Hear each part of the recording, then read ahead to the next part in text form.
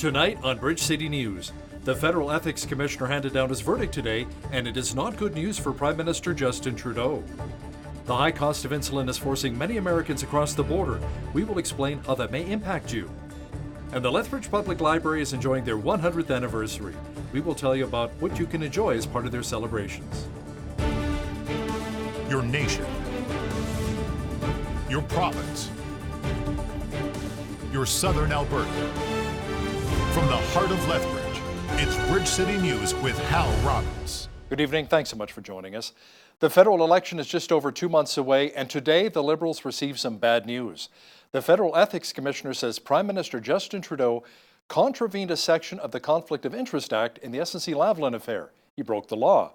Mario Dion says Trudeau used his position of authority to try and influence then Justice Minister Jody Wilson-Raybould's decision on the criminal prosecution of the engineering giant. The issue is whether she should overrule a decision by the direction of the public prosecution to not invite SNC-Lavalin to enter negotiations toward a remediation agreement. I recognize that this was a situation that shouldn't have happened. But my desire to protect Canadians and at the same time to protect the integrity and the independence of our judicial institutions remained throughout. But we recognize that the way this happened shouldn't have happened.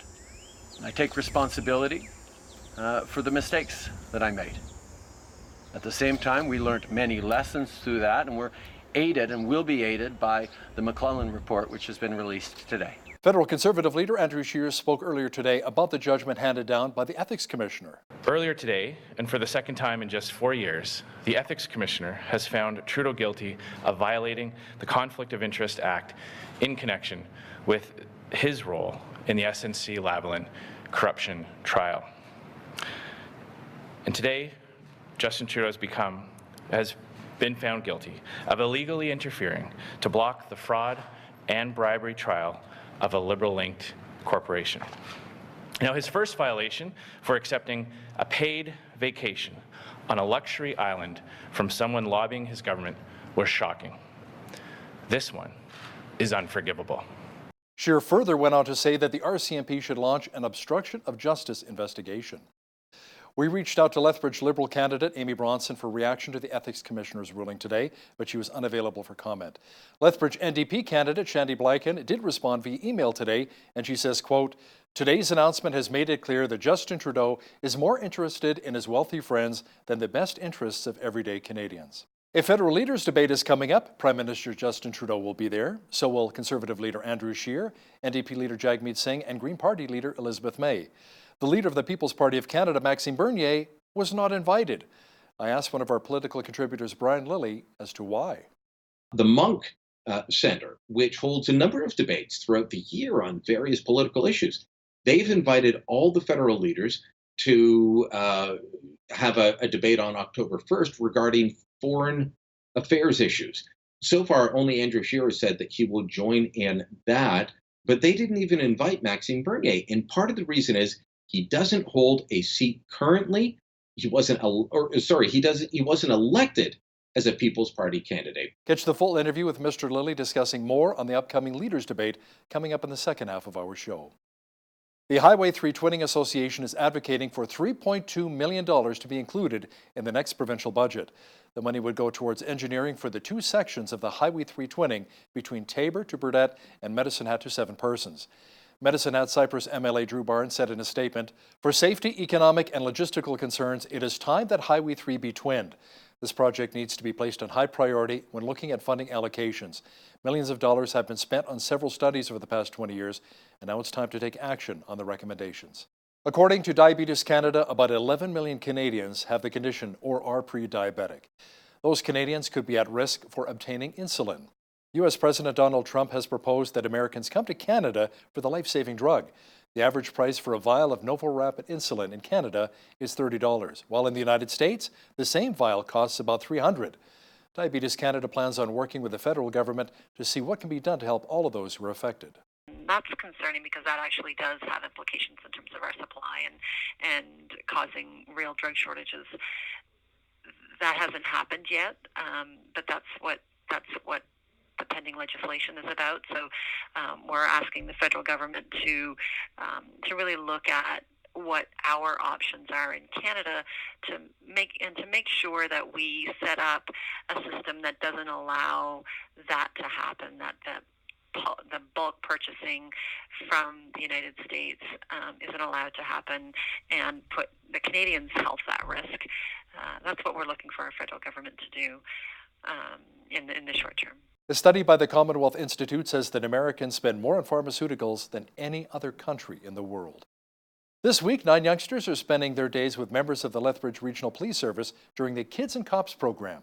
BCN's Loris Alexander spoke with the kids who are learning more about police work and the people behind the badges. Every summer we have a week-long camp where traditionally kids who are waiting on the waiting list for a match come and hang out with the police service for a week, and we do various activities with them in that week. They do demonstrations, or they receive demonstrations from different units within the police service, and we do activities with them like swimming and other things in the community. The program aims to provide children with strong adult role models while they learn more about police work. Today we had a traffic demonstration. They're doing an ident presentation right now where they're getting to play with ink and check out fingerprints. And then this afternoon we're going swimming at the Henderson Pool. One of the things, we got to see that cool car and also these cool bikes. And I think I would want to be a policeman. Constable Darby says the program brings children and law enforcement together in a fun setting and allows children to see the officers in a different light. Some even aspiring to follow in their footsteps. Policing is a very rewarding career, and I think everyone comes into it with a very noble aspirations of wanting to do good in their community, and it's nice to see the kids have those same feelings of wanting to help people and make their community a nice place. So it's very rewarding to see that. I like helping people and make sure everybody's safe and secure. For Bridge City News, I'm Loris Alexander. The Lethbridge Library celebrated 100 years today. Dozens of residents and city officials gathered to celebrate its rich history. Many people shared how the library has impacted them. Ainsley O'Reilly explains how the facility goes beyond checking out your favorite book. A facility that's been in Lethbridge for a century. The Lethbridge Public Library has given so much to its visitors. It's just a place for me to get books and then just go home and just read them. And then at the library, there's so much to do and you feel like you never get bored there. The library is for everyone and includes an Indigenous learning space. Faye Heavyshield has been asked to design an art installation that resembles all members of the community, Blackfoot and otherwise. She hopes her art will impact those who were once like her. My first words in English were the dark pony. And I'll remember that for the rest of my life. I'm in my 60s, and that's what reading gave me. The very first visionaries of the Lethbridge Library said that you need to have a safe haven for people who have nowhere to go. 100 years later, this notion still applies. You don't have to have a reason, a purpose, a membership to be at the library. Anybody can be here as long as they are following, behavioral guidelines. And it's just really important to who we are. Our role as a community hub requires that we are welcoming and inclusive to everybody. When they come here, it's, there's coffee on, there's people that don't say, oh, where do you have an address? Because most people don't, Gives you license to imagine things. Imagine that you don't always have to be maybe homeless or without food. There's places you can go where people will talk about feast and kindness, and it gives you hope. For Bridge City News, I'm Ainsley O'Reilly. The Alberta Crown has stayed charges against 2 caregivers of a 4-year-old Indigenous girl who died. Relatives of the girl known as Serenity were each charged in 2017 with failing to provide the necessaries of life.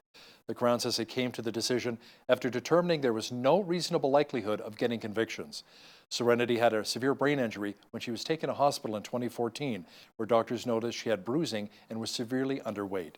She remained on life support for about a week before she died. The fee to renew a business license for a cannabis retail store in Saskatoon may be going down by quite a bit. The initial license to open a pot shop in the city cost around $20,000. Now that won't change, but what will is the $10,000 fee to renew the license annually. A city committee has approved a $500 renewal fee instead. Council could vote on the change as early as August 26th. Getting more bang for the buck is a goal for scientists looking for better ways to help farmers manage the use of water. They're using sensors to help control the flow of water going into plants and to improve the quality of crop yields. It's a limited irrigation research farm where we're trying to understand how we can maintain high crop yields with less water. We're measuring our irrigations, which are different. I mean, you go 50 feet away and it's completely different than what you'll get here. We're measuring energy balance, or the actual vapor that's coming off of the crop. We're measuring sap flow that's going through the plant itself. We're measuring soil water status and changes in soil water balance. And then we're running things in the sky. We're running a UAV, or what's commonly called a drone, which I think is about to take off right there, it sounds like. We put that up in the sky and we'll measure canopy cover and canopy temperature, multispectral reflectance. So we're measuring a lot of different things that tell us different parts of the story of how much water is being used. The more water your plant's going to use, the more yield you have. What we're trying to do is find a point above that where you're actually getting more yield per water used, or more crop per drop. The police chief from our country's largest city says new funding will be put in place to tackle gun and gang violence in Toronto. Chief Mark Saunders says the influx of government money will be used to fund an 11-week program meant to curb gun crime. As you know, earlier this week, Mayor Tory announced that he had secured $4.5 million in funding commitments from all three levels of government to help address gun violence in the city. I welcome Mayor Tory's initiative. The support of our political leaders is key because, as you've heard me say before, the issues driving gun violence in Toronto cannot be solved by the police alone. The funding will be immediately channeled into a new 11-week initiative called Project Community Space. We will roll out tomorrow and will be in full swing come this Monday. Project Community Space is about preventing and enforcement. It will focus on street gangs, reducing violent crime, and firearms-related offenses. We have listened to our community members who say gun violence and safety concerns are making it difficult to live in, to work in, and to enjoy their neighborhoods. A driver stopped by police, pulled out a rifle and opened fire, killing a California Highway Patrol officer and wounding 2 others during a shootout on a freeway in Riverside. The exchange left the gunman dead and sent terrified motorists running for cover. CHP officer Andre Moye was killed in the line of duty. At approximately 5:37 p.m., Officer Moye was on a traffic stop on Eucalyptus Avenue, west of northbound 215 in the city of Riverside. Officer Moye was impounding the pickup truck from that traffic stop. At some point during the stop, the suspect retrieved a rifle from his vehicle and assaulted Officer Moye. Police investigating the mass shooting in Dayton, Ohio say the gunman's sister was among the first people he shot. Investigators, however, are divided on whether he intentionally killed her. The question whether the sister was an intentional victim, and his companion, who was also shot but survived. And I said basically the evidence has been debated in both directions with individuals in our organization intimately familiar with the evidence, arguing both directions. And if we, based on what we know now, which is the key factor here, if we can't seem to make that call conclusively, that we're divided about how, whether that was intentional or not, I think it's inconclusive. We may get a better insight through historical data looking back, but based on the evidence from that night, I don't think we can make the call. The community of Dayton, Ohio is still grieving for the 9 people who lost their lives in the mass shooting earlier this month. Billy Graham Rapid Response Chaplains are there to listen and provide spiritual care to hurting residents. I'm a firefighter. I know what these guys are feeling. I know what they're going through. And I just felt I had to be here. We minister obviously to the people on the street who are hurting, who live here and work here. and a part of this community, but we also minister particularly to the first responders. So my full-time job is in the church, but I also work as a volunteer chaplain with the police department. So to have a strategic chaplain ministry where we come out and we minister to the law enforcement, EMT, first responders, you know, officers need that relatability. Yeah, I'm a police chief in an adjacent community to this. So I do know the chief here, and I know the law enforcement community here very well. I used to respond to hurricanes and shootings and natural disasters in a government role. It didn't take long for me to realize deploying as a chaplain, you really are talking to people who are being affected by the incident, people who are really suffering and are looking for answers. I found I'm no longer driving back home wondering if I help people. I really drive home very physically exhausted but spiritually filled. We stopped at Station 2 and Station 11. Those were the first two stations. They turned the corner and they just saw chaos. Every officer and firefighter that responded to this incident is experiencing post-traumatic stress. And just historically, police and fire have kind of held those feelings in, and that's just not healthy. They need to tell their story, and they need to let their body heal, because your body wants to heal from an emotional injury just like it wants to heal from a physical injury. You know, we all long for something, and that's Jesus Christ. And so, you know, for us to be able to come out here and minister to these officers, let me tell you where you can seek refuge at. Federal prosecutors in New York have shifted their focus to possible charges against anyone who assisted or enabled Jeffrey Epstein to kill himself. What's happening now is federal prosecutors are re-examining the evidence they have and trying to decide whether they can charge anybody else who may have assisted Epstein over the years, any co-conspirators, folks who may have been planning to cooperate against Epstein in that federal prosecution may actually now be the targets of the investigation themselves. Well, there's lots of questions surrounding it.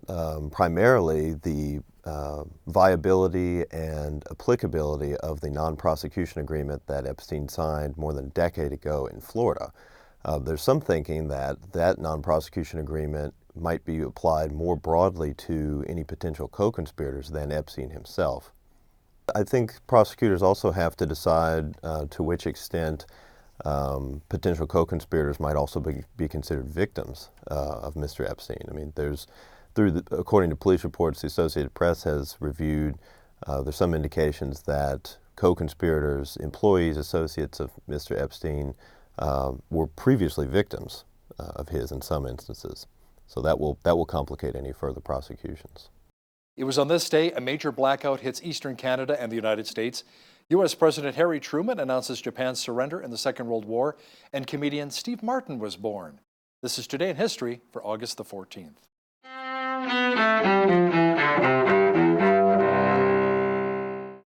August 14th, 1945. This is a victory of more than arms alone. This is a victory of liberty over tyranny. In Washington, President Harry Truman announces Japan's unconditional surrender, ending World War II. Weeks later, a surrender ceremony on the USS Missouri in Tokyo Bay formally concludes 6 years of fighting in Europe and the Pacific. 2003. 50 million people lose power as a huge blackout hits the northeastern United States and parts of Canada. An Ohio-based utility later receives much of the blame for the outages, which highlight the condition of North America's power grid.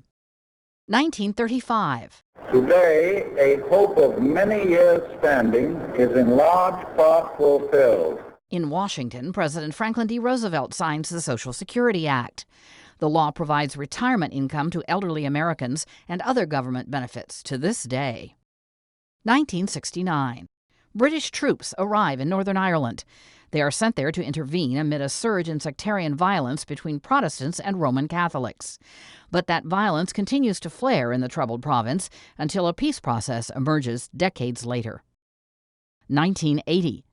During the Cold War, workers begin a strike at the Lenin shipyard in Gdansk, Poland. The job action leads to the Solidarity labor movement, the first independent union behind the Iron Curtain. Solidarity helps topple communism in Poland by the end of the decade. And 1945. Excuse me! Steve Martin, actor, comedian, writer, and producer, is born in Waco, Texas. Today in History, August 14th. Camille Bohannon, The Associated Press. We had a severe thunderstorm watch earlier today. More rain is in the forecast. Complete weather details are coming up. Environment Canada issued a thunderstorm watch earlier today. We had isolated showers in some areas. Tonight, more showers developing with a low near 7. Tomorrow clearing, and we should see a high near 26. The clouds and showers return on Friday, but we should still see a high near 23. Periods of rain on Saturday, with the mercury dropping to 17. A high pressure system returns on Sunday, bringing lots of sunshine and a high of 27. Sunny and 28 for Monday, even hotter on Tuesday, with a high near 30 degrees expected. Looking at the almanac, the average high for this time of year is 26 and an average low of 10.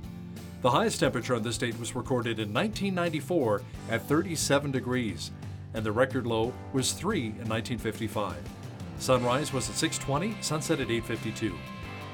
Looking at tomorrow's national forecast now, clearing in Victoria with a high near 23. Just a few clouds at 23 as well for Vancouver. Mainly sunny at 24 degrees in Calgary on Thursday. A chance of showers at 23 for Edmonton. Rain at 25 for both Regina and Saskatoon. A chance of showers at 26 degrees for Winnipeg. Thunder showers at 22 is on tap for Toronto. A mixture of sun and cloud at 25 for Ottawa. Expect sunshine at 26 for Montreal tomorrow. In the Maritimes, Fredericton, New Brunswick will be mainly cloudy at 26. Halifax, Nova Scotia, and Charlottetown, PEI will both have a few clouds at 26. And in St. John's, Newfoundland, it should be mainly sunny and high expected near 18 degrees tomorrow. Ford is extending warranties on about 560,000 small cars in Canada and the U.S. following complaints over its troubled 6-speed transmissions. The move covers all Focuses and Fiestas built before the second half of 2015 amid complaints that the transmissions can lurch into gear or feel like they're slipping. Clutch warranties are being extended to 7 years or 160,000 kilometers. On the transmission control computer goes to 10 years or 180,000 K. Fixes were being made in production cars built after the middle of 2015.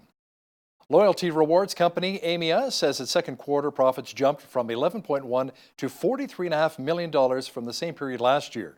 It credits gains related to investments as it works to transform itself following the sale of its flagship Aeroplan program earlier this year. The sale to Air Canada left Aimia with a lot of cash on hand, but also questions about its future. Revenue from operations fell from $42.8 to $31 million from a year earlier. Airbus is stretching its lead over Boeing in aircraft deliveries. The biggest reason is because Boeing is being held back by the grounding of its MAX 737 jets. The company said it only delivered 19 planes in July, which was down from 39 in July of last year. European rival Airbus reported 69 deliveries last month. This year through July, Boeing has delivered 258 airliners. That is down 38% from a year earlier and far behind the 458 deliveries from Airbus. A scientist is creating a silky library that could be the key to designing newer and better materials. The materials could be made from the silk from spiders. What is fascinating about spiders? I mean, I could just go on and on about that. But I think for me, what's absolutely captivated is trying to understand how they make silk. And they make so many kinds of silk. Like, that's just what boggles my mind.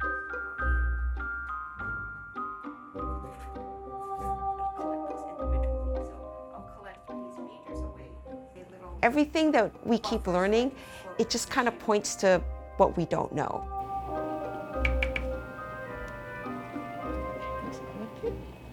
An individual silk gland, it's kind of like a balloon, and that's where the silk molecules are made, and they just sit there in this liquidy goo, and then they're able to draw from this reservoir of liquid silk. You're going to find sometimes a dozen, sometimes hundreds, sometimes thousands of these individual silk glands. You can have a whole set of silks to choose from when you're trying to design a material for a specific purpose. And so by discovering all the silks, you're also discovering all of these different properties that you can use for whatever you might need them for. You gotta love technology and nature working hand in hand. Now here's a look at today's markets.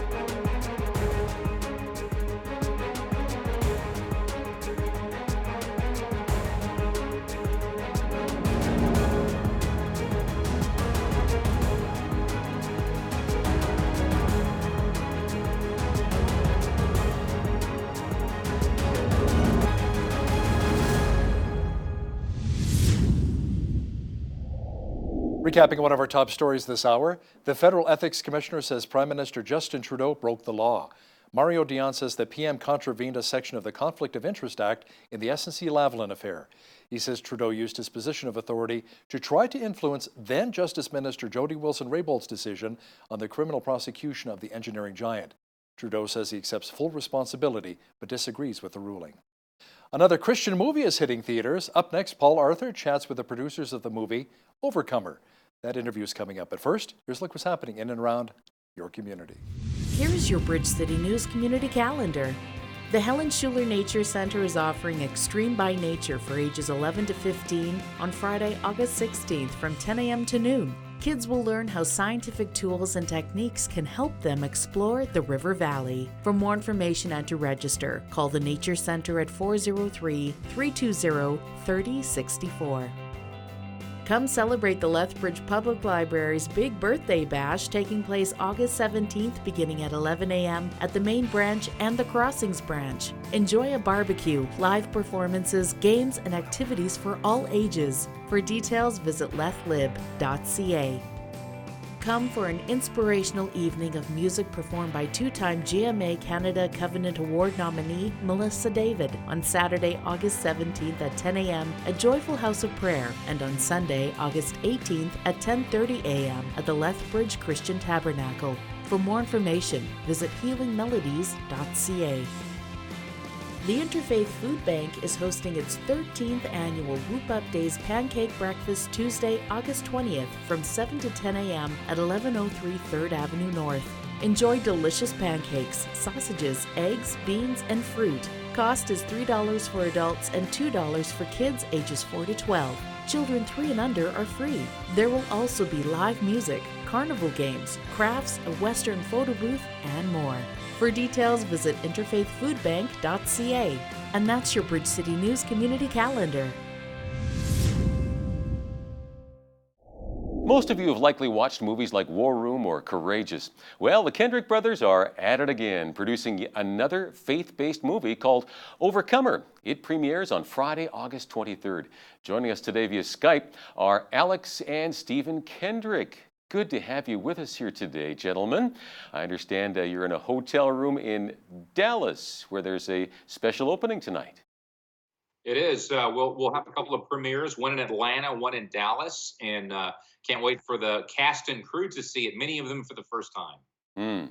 Well, yeah, that'll be exciting. All that work and now getting to see it for the first time. Give us a snapshot. What's the movie all about? The movie is about identity in Christ. With every one of our films, we try to tell an emotional, inspiring story, and then we will embed it with truths from Scripture. And so even as Fireproof was about marriage and War Room was about prayer, this movie is about identity. And I tell people it's about the least likely coach helping the least likely runner take on the biggest race of the year. Okay. And God kind of specializes in those unlikely things, right? Okay. Now, it's a family movie, Overcomer. Do you think it's going to resonate right across the board, like from the little ones right through to grandparents and people like me? We do. You know, we take the approach that everyone at some point in their life has to figure out what defines who they are. We believe that the Creator gets to define His creation, and that our identity doesn't come from just circumstances or feelings or what the culture says. We believe that God is the right one to give us our identity. And so this movie follows characters that you'll no doubt relate to. It's a sports movie, and a coach loses his best players and has to coach a 15-year-old girl in cross country, and she's got asthma. And that kind of summarizes his situation, but he soon learns that his identity is not just wrapped up in a championship or winning, that he first and foremost must find his identity in who God made him to be. Same thing for the young 15-year-old girl. So we think that teenagers, adults, even senior adults are going to see a little bit of themselves on the screen and hopefully be inspired very much. Yeah, and it centers around, again, a town losing one of the factories closes, a lot of jobs lost. So it's a reality. I mean, this is happening across North America as we speak, right? I mean, that's real stuff. And where we filmed the movie, it had happened. They were talking about so much of the city was devastated when the factories in the area closed down. And so we filmed it in Columbus, Georgia last year. But if people like Courageous or if they like Fireproof, they're going to love Overcomer. It is funny. It's an emotional roller coaster. It's family friendly, so any age can go see it.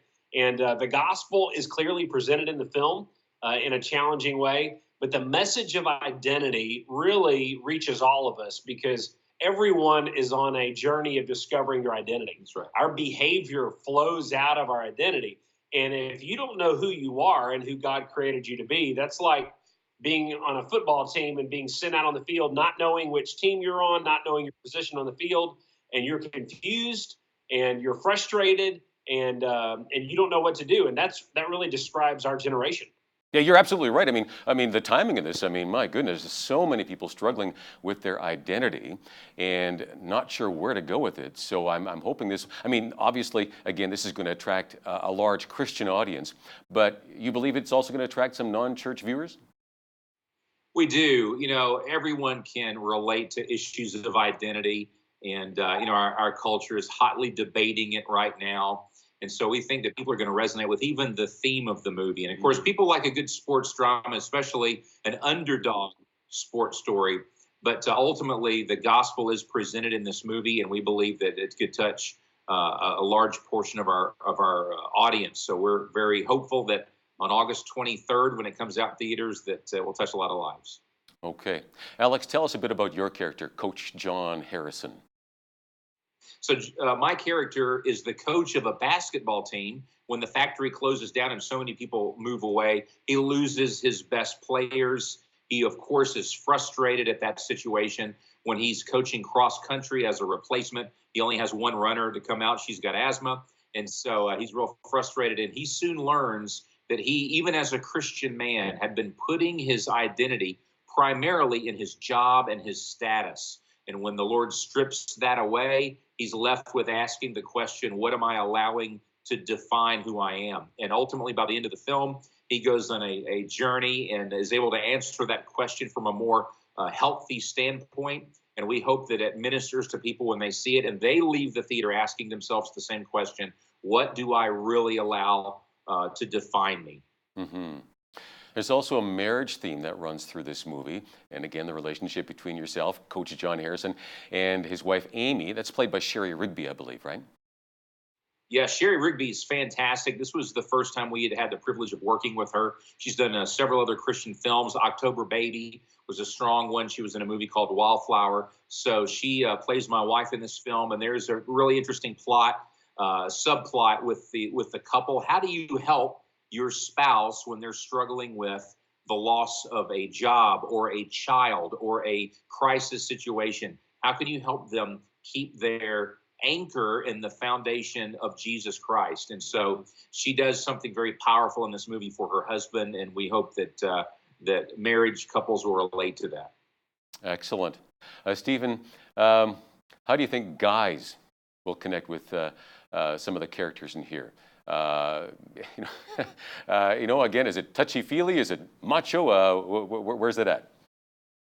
Well, I think men will tend to put their identity in their job and in what they do and in their performance, that they have got what it takes and they can accomplish things. So they're following John Harrison's character. They watch him lose his basketball team. They watch him struggle with his own anger issues and frustration with his circumstances. I think they're fully going to be able to relate to that. They'll be laughing as they watch him try to work through these issues. But there's also a fathering theme that's in this movie. Discovering a father's love is what people will feel when they walk out of the theater. There's this sense of we want people to know that there is a loving God who wants a relationship with them, and he's a loving father, Scripture says. And so as people watch this film, especially the last 20 minutes, it becomes this exciting adventure to watch this state championship run. And you see all the people that are coaching this girl in her race, but you also see John's situation where he's fathering his son as they're dealing with situations. He's trying to work through his marriage issues. So I think men will really enjoy this film. Excellent.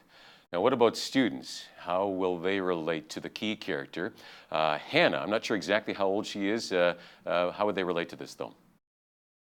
So Hannah is a 15-year-old teenager, and like many teenagers in our culture, they want to know that they're loved, that they matter. They want to know that they are at least respected and liked by their friends, and she is no different. Teenagers today will likely be tempted to find their identity in what their peers think about them, what they look like, or at least how they feel. So this movie addresses from a teenage perspective through the character of Hannah, where she should be finding her identity, and you'll watch her blossom and grow through the film. She has some revelation points, and again, we hope that when teenagers watch this, they say, I need to view my identity the way she does. Excellent. Yeah, kids need to see that. What are some of the other key themes in Overcomer, and why do you think these themes are important for both the kids and adults? Well, there's a forgiveness theme that is in this movie, and you're seeing people really almost defining themselves by their pain that they've been through in life as they've been wounded and hurt. There's a grandmother in the film who is raising Hannah, and she's struggled with decades of anger because of something that had happened to her daughter. So she's working through trying to forgive the people who have hurt her. And so there's a theme with that. I also think there's a mentoring theme that is in this film. There's a man who's in a hospital bed who's actually teaching John how to coach cross country. John is pouring into Hannah, and John's wife is as well. The principal, who's played by Priscilla Shire in this film, she's also mentoring Hannah. And at the end of the film, you see Hannah then sharing what she's learned when she's in college with other students around her. So we love that whole intergenerational mentoring that should be going on in our lives. Yeah, that is so key. I love to see that sort of thing. I've seen that personally with some of our kids as well. I mean, the older generation love to be around the younger ones, and they need each other. They feed off each other. It's great to see. So yeah, I hope that just takes off. Now, you guys have been at this for about 15 years. Speaking of generations, I mean, you both have a boatload of kids as well. I don't know if they're following your footsteps in the movie business as well. 6 movies together? You know, what's your favorite movie that you've done so far? Well, every movie that we do, the Lord stretches us a little bit and teaches us, and we have to rely on Him. He comes through in ways that surprise us every time we do a film, and this one was no different. There are ways that God came through just when we needed Him, whether it was praying for a change in the weather so we could stay on schedule, or the funding, but the Lord came through every time. And so when we look back at all 6 films, we see how God's fingerprints are all over them, that He helped us to grow and guided us. And so it's hard for us to pick a favorite because we learn so much through the process of each of them. I can say that I love the humor that's in Facing the Giants. I love the cinematography and the action that's in Courageous. War Room was a lot of fun to make. We felt like a family behind the scenes making the film. This one, Overcomer, I would say is the most beautifully shot. We've got some amazing drone footage in this film. The cameras, the lighting, everything that we used is at a higher level. There's more actual CG effects that we're using subtly to enhance the scenes. And I think the last 20 minutes of this movie, as I said before, are fantastic. The whole movie is strong, but it really ramps up to this inspirational story with the sports and and Hannah and her being an overcomer in the movie. Excellent. And are any of the kids getting involved in the movie making business? Yes, our whole family was involved, both Stephen's and mine, and my older brother Shannon. But my son Caleb actually plays my son in the movie. And so when you see this little 12-year-old kid, that is my biological son. This was the first time that one of my kids made it through the audition process and got a part. He earned it. He earned it. They always audition, and so far we have always said, you're not quite ready, and turned them down in previous films. And that's hard to do for a parent, but we want to protect the production value of the film. But he did really good, and so he's in the film. And then our other children helped out, helping with the sets, the props, the catering, whatever was necessary. Of our 100-people crew, Several of them were our kids. And so we're very grateful to have our families involved this time. I'm glad to hear that. That's got to be really cool to do that together with your son and your kids. So that's awesome. Any predictions on how well Overcomer will do? I mean, as I look back, I mean, each one seems to do better and better at the box office. Are you expecting the same? Trend? If Canada shows up to the box office, we're going to do really well. You can do it. You can do it. I'm hoping Dude, we pack it out. Oh, you bet. And you guys have done so well in the film industry. I don't know if you ever expected to do this well. And there are people watching today who also may have dreams of making movies that change lives like you're doing. I can't imagine it's been an easy road. What advice would you have for somebody watching right now who wants to get involved? I would say it's the hardest thing we've ever done and the most fruitful and fulfilling thing we've ever done. I would say don't despise small beginnings. We were starting with little cameras in our backyard telling stories as kids, and you begin to grow and to develop the ability. And at the same time, we keep seeing that Jesus doesn't need to be left out of it. I would be praying through the writing process, the casting process, anything that you're doing. And if you will honor the Lord, he will bless you. We consistently see that with each of our films, we've been tackling something that was bigger than we were, but we would dedicate it to the Lord from the beginning, and then he would send the people, the resources, even the grace to get through a day if it was difficult. And so he definitely gets the credit for what's happened so far with our films. But we're cheering on the next generation, and we're already trying to pour into them as well. I'm almost out of time. Very briefly, what direction do you see faith-based movies heading over the next decade? Well, they're getting better. More and more Christian films are being made with higher production quality, and we're very encouraged to see that. We're always trying to up our own production quality. This is actually the best production we've ever worked on, and so we trust that faith films will continue getting better, and can't wait to see what the future holds. Yes. Awesome. Alex, Stephen, thank you so much for spending time with us here today. Thank you. Thanks. People can go to overcomermovie.ca, and they can see theaters in Canada. They can watch clips and hear more about the movie. You can take your whole church, you can take your family, your prayer group. I don't think you'll be disappointed at all. And the message of identity is also something that really resonates with all of us. And we hope that people will be blessed by it. I'm sure they will.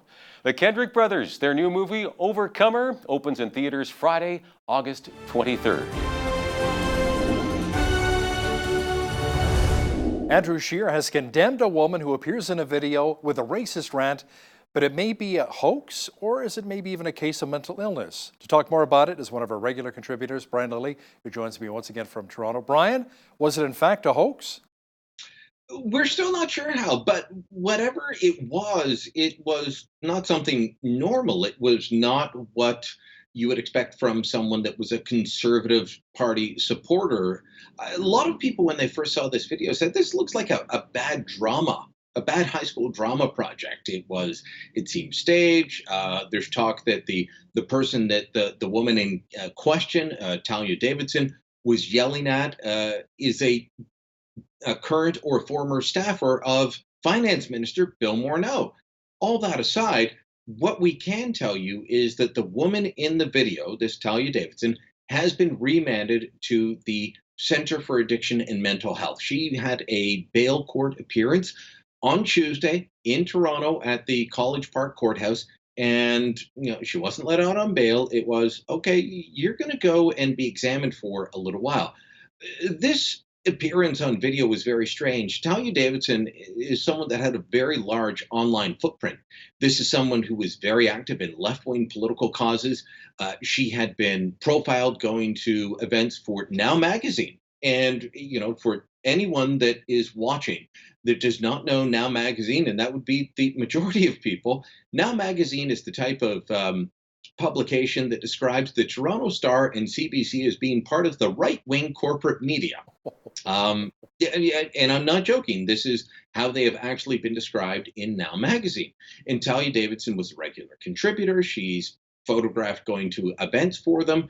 She, for a long time, was dating a man named Louis Vega, who is a Venezuelan Canadian, opened a Venezuelan restaurant in a very trendy part of Toronto. I reached out to him and said, "Look, you're connected to her online. Her photo appears on your Facebook page. What can you tell me about her?" He said that he hadn't talked to her in more than a year, but that he does not agree with what she put forward in that video. So, was it a hoax? Was it an attempt by someone on the left to discredit Andrew Scheer, or is it someone in mental health distress? At this point, we honestly don't know. I can tell you that Michelle Rempel, so Andrew Scheer had, denounced the woman and said, "I don't agree with what she said in this video." Michelle Rempel, the conservative MP from Calgary, went a step further and said, if this is real, A, we don't want this in the Conservative Party. B, this woman appears to need help. I hope she gets whatever help she needs. So that may be what's going on here. We'll wait to find out. It's going to take a little bit of time to sort this one out. But let me remind you, this comes on the heels of another viral story that went out saying that Andrew Scheer was employing actors to approach him on the street and say they supported him. And a Montreal actress came forward who said her life was made hellish because of the claims that she had been hired to do this. She just shared the first name with the woman, and she ended up facing all kinds of online abuse. And she said, you've got to be wary of fake news. So, we've got this woman with the video claiming to be an Andrew Scheer supporter, but saying things that Scheer himself has never said. We've got the viral video or the viral claims about Scheer hiring an actress that he didn't hire. And we've got claims by Liberal MP Adam Vaughan out of Toronto, who was tweeting out photos of U.S. detention centers where children are held at the border and linking it to what Conservatives in Canada do. We really do need to be wary of what we're consuming when it comes to media, online or otherwise, but that includes from all sides. Like, I know this has been put forward as something that you've got to be worried about from the right. No, these are three things that have been aimed at Andrew Scheer that aren't true. Yeah, be very careful what you see, you read, and you hear.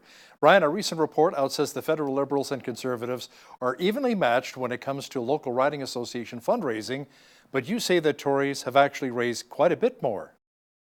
Yeah, so this latest report says that when you look at the riding associations across the country, that they're pretty evenly matched, and that's accurate. When you go riding association by riding association, so that's each and every electoral district association, that's the technical term for them. The Conservatives have a little over $24 million. The Liberals have a little over $21 million. So when you're talking about 338 ridings being, apart by $3 million, not huge, especially when you consider that in the last election, at that same level, the Conservatives more than doubled the Liberals.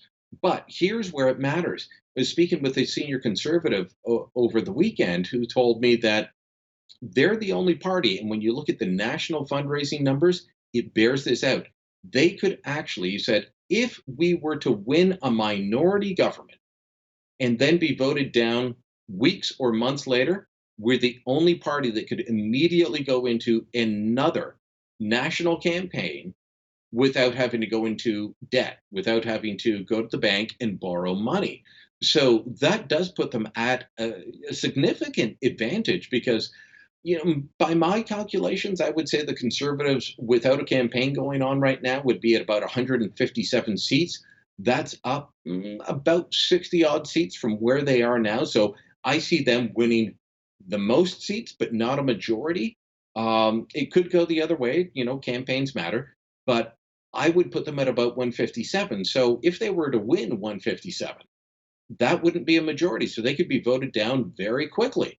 But they tell me they're the only party ready to go into a second national campaign immediately without having to raise another dollar. Prime Minister Justin Trudeau went to Toronto to talk gun ban, but won't commit or rule out the move. What have you seen in the past few days? Well, I've been with him for the past few days as he tours around southern Ontario, and it's really strange because the Prime Minister keeps being, prompted by many members of the media. Why haven't you done a gun ban? When will you do a gun ban? What's holding you up? I mean, these are the types of questions that he's being asked, and he won't commit to it. So there's a couple of things going on here. If you remember back a few months ago, Bill Blair, the minister in charge of studying this issue, came out with a report that back in April that said even the statistics show a handgun ban wouldn't necessarily help things. But then in around June, he was talking about, well, maybe we'll ban certain types of rifles, but we don't want to do a handgun ban because it could cost up to $2 billion. That's right, $2 billion, because they would have to buy the handguns back from people that currently own them. Trudeau was asked about all of this on Tuesday when he met with Toronto Mayor John Tory, who is advocating for a handgun ban. And he wouldn't commit to it, but he also wouldn't rule it out and just kept saying, I look forward to sharing what is in the Liberal platform with you. So Trudeau is trying to play both sides against the middle at the moment. He's trying to play footsies with both sides. He is, basically, as I've told you before, Hal, he's trying to find whatever he can do to bring together not only Liberal voters, but to peel away enough New Democrat and Green voters so that he can defeat the Conservatives. He's not trying to win over Conservative swing voters. He's trying to win over those voters with the other progressive parties, the Greens and the NDP, to form a coalition without having to have a coalition government after October 21st. The trade war continues between the United States and China, Brian, and if it drags on much longer, it could also impact Canadian agriculture producers, including those right here in the West. Yeah, and we've talked about this before on the side of how the current trade war is already hurting in terms of canola, soybean, pork, and beef. Well, now the concern, Hal, is that if the United States, which has effectively provoked this trade war to try and get a trade deal with China, because they don't see China as following the rules. They don't see China as being a rule of law country. They don't see China as acting in good faith. They say, all right, well, if these guys aren't going to follow the rules, we're going to force them to. And that's a good part of what all of this is. Well, if the U.S. gets a trade deal with China that irons out all these problems, now Canadian farmers are saying, we could be squeezed out. Unfortunately, because of the whole Meng Wanzhou issue, the Huawei CFO, we are effectively being blocked from benefiting from the current trade war because we're seen as being too close to the Americans on this. I'd rather be too close to the Americans than too close to Beijing. You just have to look at what's happening in places like Hong Kong, where people are protesting for their democratic rights, and the government is responding with tear gas, with trying to shut down airports, with trying to shut down democratic values that we hold dear. So, if we're going to be on the side of anyone, I'd say let's be on the side of the Americans. But the end game could end up being that Canadian farmers are blocked out of China. So that brings us back to what you and I talked about last week. We need to start looking at where we can increase trade with our TPP partners. The Americans aren't part of that, so we can sell more to Japan, we can sell more to Vietnam, we can sell more to Brunei, Indonesia, all these other countries. The federal leaders debate is coming up. Justin Trudeau will be there, so will Andrew Scheer, Jagmeet Singh, I believe Elizabeth May, but no Maxime Bernier. Why was he excluded? So Maxime Bernier has been excluded from both the official and the unofficial debates. Of course, in the last election, the Conservatives said, we're done with this whole broadcast consortium thing. If somebody wants to hold a debate, we'll be there. And so we had the Globe and Mail debate, the Maclean's debate, the Monk debate. There were a whole pile of debates. There was one in French, but there wasn't the broadcast consortium debate, which I thought was actually a good thing. It mixed it up. It made it more interesting. Justin Trudeau said, oh, no, we've got to have a broadcast consortium debate. And he established a panel. Former Governor General David Johnston was part of that. He's invited the leaders that you just mentioned, but not Maxime Bernier because he hasn't met all the conditions yet. The Monk Center, which holds a number of debates throughout the year on various political issues, they've invited all the federal leaders to have a debate on October 1st regarding foreign affairs issues. So far, only Andrew Scheer said that he will join in that, but they didn't even invite Maxime Bernier. And part of the reason is he doesn't hold a seat currently. He wasn't elected as a People's Party candidate. That's why I think Elizabeth May should have been disqualified from previous debates. You either have to have official party status or have been elected under your banner. That was never the case with Elizabeth May. They allowed her to get in under previous rules that they wouldn't have allowed other parties to get into. So I was never in favor of her being in the past. That's why I'm okay with Bernier not being in. But if they're going to let Elizabeth May in, then they probably should let Bernier in. Unfortunately, that's not likely to be the case. One of our regular contributors, award-winning journalist Brian Lilly, joining me once again from Toronto. Thanks so much, Brian. Thank you, Hal. On behalf of all of us here at Bridge City News, I'm Hal Roberts. God bless and have a great night.